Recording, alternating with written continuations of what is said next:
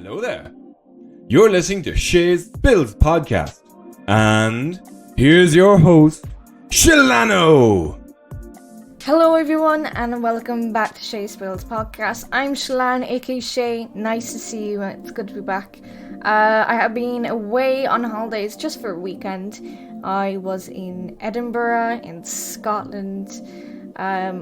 Those 3 nights and days were really nice to get away, get a bit of different culture, and I literally fell in love with the city.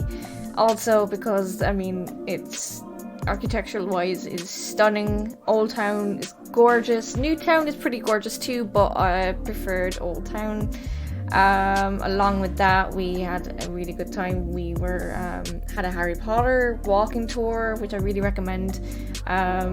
Got to go through the graveyard, get to see where the names of J.K. Rowling's inspiration of the books came from. Along with that, we went on to under a vault tour, which was a little bit spooky. I can't believe I did it, but I did it.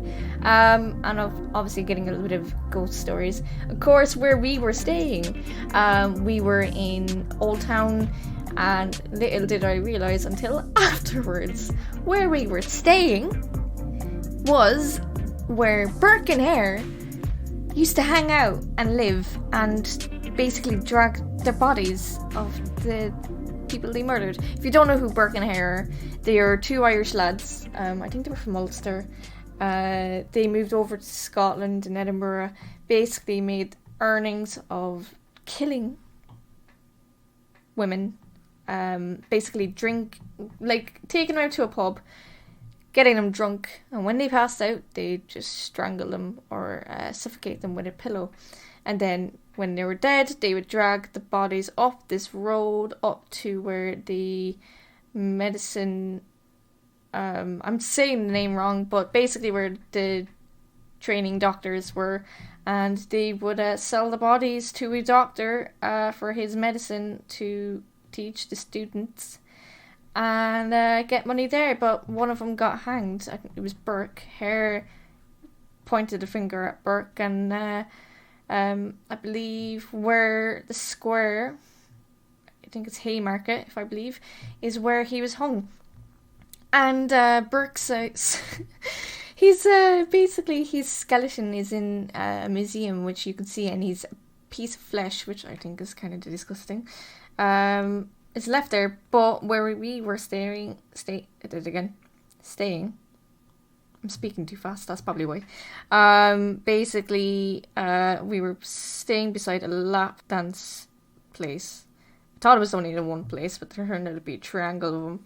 Basically, a triangle, and there was 3 of them. One of them was called Burke and Hare. Right, yeah. But also, his apartments was literally 5 minutes away. So we literally were in an area where murderers were. It's fine. We were safe though. We locked the door. We were pretty secure. We were pretty observant where we were going, and if there was someone staring at us, we were staring them down. I'm like, what do you want from us, Freddie? Like not me. I was just standing there like ready. Like, what do you want, lad? But my friend was pretty more ready to fight, just in case. There's always one of us like that, isn't it? So yeah, that was my time there, and obviously I've been working there, so hopefully I can get a bit more research done for episodes. I was actually planning to do a episode on a Victorian true crime murderer, but I was only reading on about her, so I didn't actually take notes yet, but that will start soon. I'm also planning to be going to the Gaming Fest in Dublin this October for the weekend. I'm probably only going to go for one day, Saturday, as I probably will be travelling back down from Dublin to go home on the Sunday. But we're going to see My Fair Lady with my mum on the Friday evening, so can't wait. An old style musical which is on about Eliza Doolittle, which originally was done by Julie Andrews on Broadway.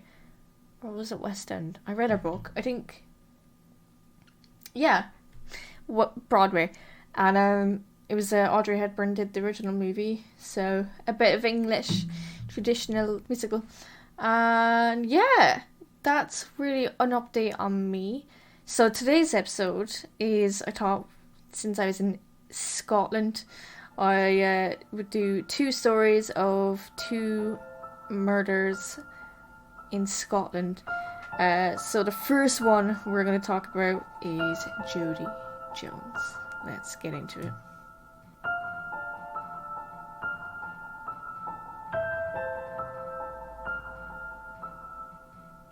So Jodi Jones was from Dalkeith in Scotland. She was 14 years old, a student in St. David's Roman Catholic School. She was already seeing a boy at the time called Luke Mitchell, who was also 14 at the time. They started dating in 2003. On June 30th in 2003, Jodi left her family home to see Luke. She never came home that night. She was found dead in a wooded area known as Roan's Dyke Pat. She was murdered with a knife, with a compression of her windpipe. Along that, her hands were tied behind her back, her throat was slit, and part of her body was slashed. By the woodland where Jodi's body was found, which also happened to be found by her family members, including Mitchell, who is the boyfriend, police found a bark cut in the initials of LM and JJ, which I find very strange. The funny thing is, Mitchell was also looking for her as well with the family. His dog was trained to track, and his dog managed to halt at a tree line, which was a V-shaped notch in a wall area, where Mitchell climbed over and found the body with her family.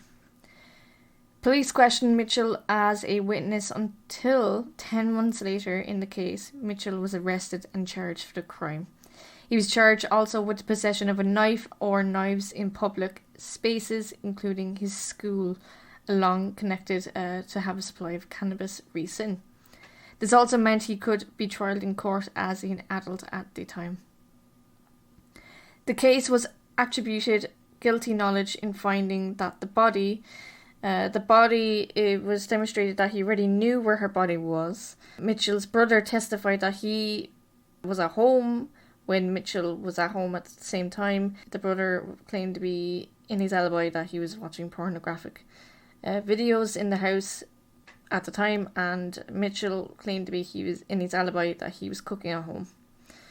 Under cross-examination, Mitchell's brother said he would only done this by watching his videos at home when there was no one around, and he did not see Mitchell at home that afternoon where Jodi and Mitchell were out at the time. So basically that was a fake alibi at the time. There was some red flags slowly popping up early on before Jodi passed away. The school noticed different behaviour in Mitchell's writing. When he wrote an essay for one of his classes, it turned out to be very aggressively written, so there was obviously violence contained in the essay, so they were wary and worried about that. Along with that, Jodi was spending majority of her time with Mitchell when she was not in school, but the prosecution believed Mitchell had taken a massive interest in the Black Dahlia case. Now, if you don't know who the Black Dahlia, it depends on what way you say it, I guess, was a massive murder of a young woman in the 1947 time in America, precisely in California and LA, where her body was severely mutilated in a way the government, or the Crown, basically the law in Scotland and England and Wales, alleged it was similar injuries Jodi had received. Forensics found DNA of Jodi's on Mitchell's trousers during the court case. Mitchell was heavily covered by the press before the trial, so obviously there was a load of articles about him, and obviously it wasn't good.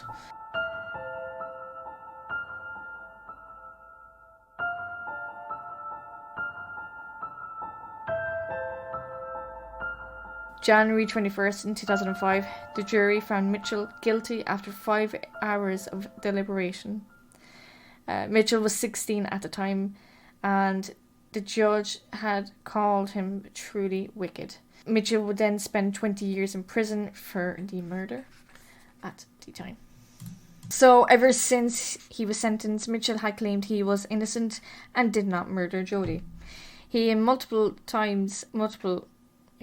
He had basically appealed a couple of times when he was in prison in 2006, 2011, and only this year in 2022 there is a documentary on Channel 5 called Murderer in a Small Town. Mitchell appeared in the documentary on the phone.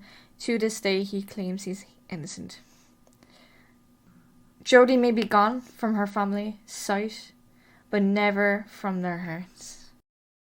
May she rest in peace.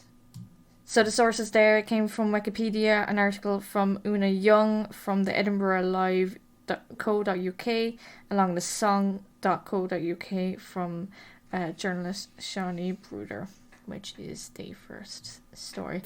It seems from all the articles I could find, even though it was heavily written and it was in the press, there hasn't been much media sources or stories about this on the story of Jodi. In a way, they say Mitchell did do it, but if they didn't have enough evidence on suspects, they probably were going to point it at Mitchell.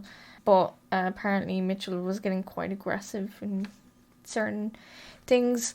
So could he be the actual murderer? I could say yes. But why would he want to murder her? What? Did they have an argument that in that moment of rage he just stabbed her? We're seeing a lot more domestic abuse happening now in the last 22 years, really, that women are getting slashed or smacked about for an argument. She's trying to stand up for herself, and it's coming more frequent. I think nearly every day we're hearing on the news, and it's just becoming a regular thing now. And I think a lot of people, in a way, thinks it's normal, and it's not normal.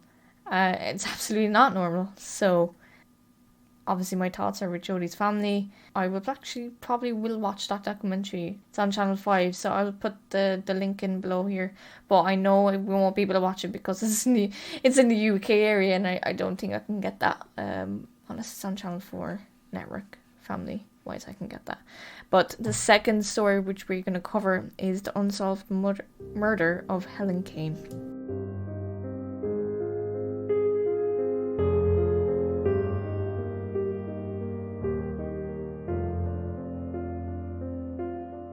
So just to clarify, before I go into this, from the one article I got my story from this, it is from a...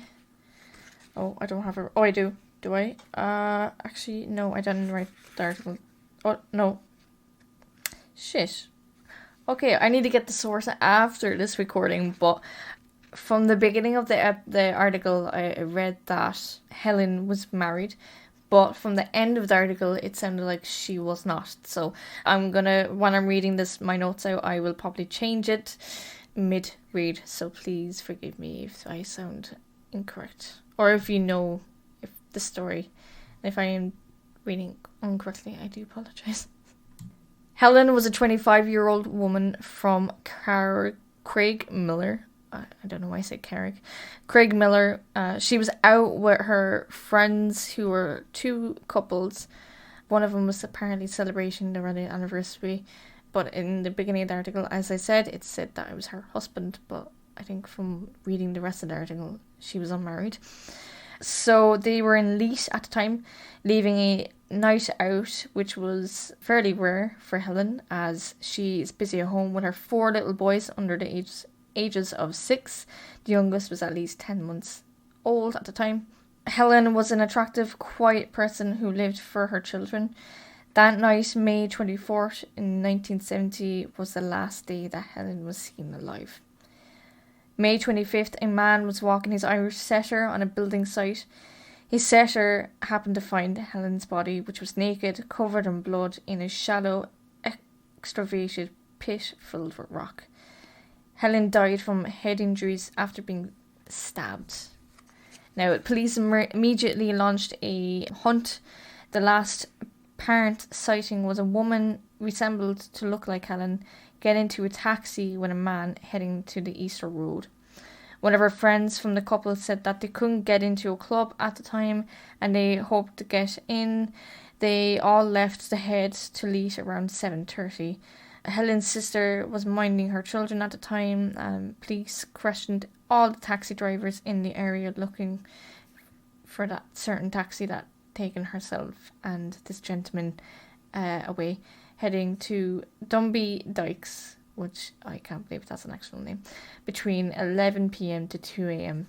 Now, police believed Helen travelled with a friend on a bus and walked the rest of the way to Leith. They do not know who the friend was, and witnesses on the bus couldn't describe, and police could not find that woman at all. So that was I don't know. I'm trying to think of the word stump in the end of the road. No, block.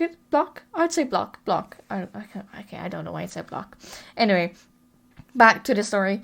At the time, it was the 70s, and Edinburgh and Glasgow police looked with possible connections with the Bible John, who murdered 3 women in the 60s in Glasgow, but that was a dead line also. They also questioned Angus Sinclair, who also happened to be a serial killer, but his family had an alibi on where his whereabouts was at that time.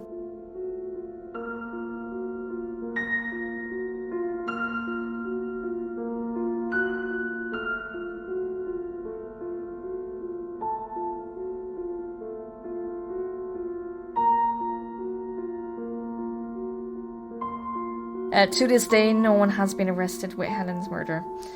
Helen's niece spoke recently this year about Helen, and she said she was kind, loving, and deserves the justice.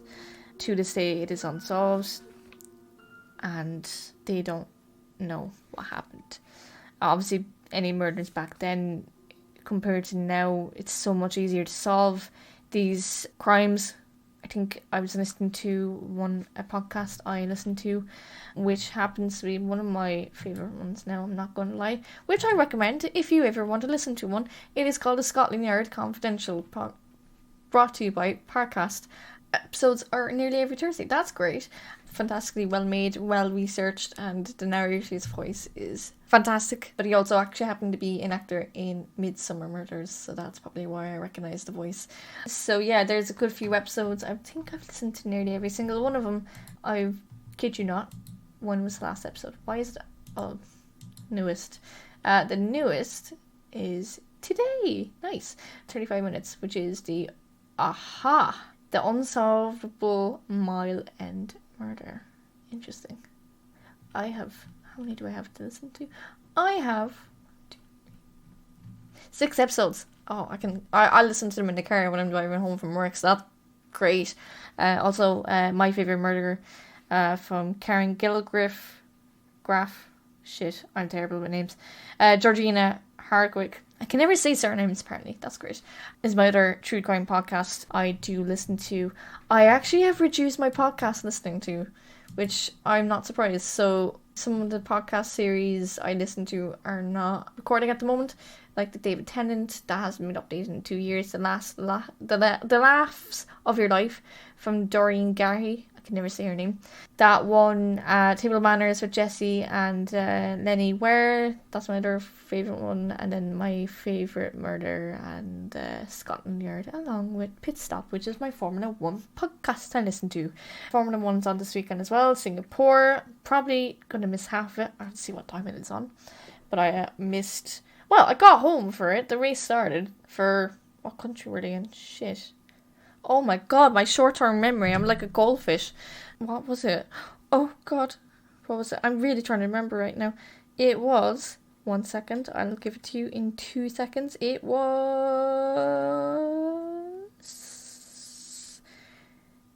Singapore. Wait, so that was Singapore. Oh. Wait, that's Singapore. Then what's this week? Oh shit. Maybe there's no race today. Or this week. Oh, and Monaco's tickets are on sale right now. That probably won't afford them since they're so expensive. Formula 1 is so expensive to see. Last time I priced tickets was Silverstone. It's nearly $2,000. No, 2 to 3 grand, yeah. Per person. So that'd be $6,000. I wish I was a millionaire. That's the kind of money. Oh, I can see why people save for it though. Yeah, that's expensive. But anyway, that's totally off topic from today's episode. Sorry. Yeah, as I said, the episode's quite short. Sorry. Basically, the stories of the articles of the two stories was short in general. But, you know, not that many murders up there, I don't think.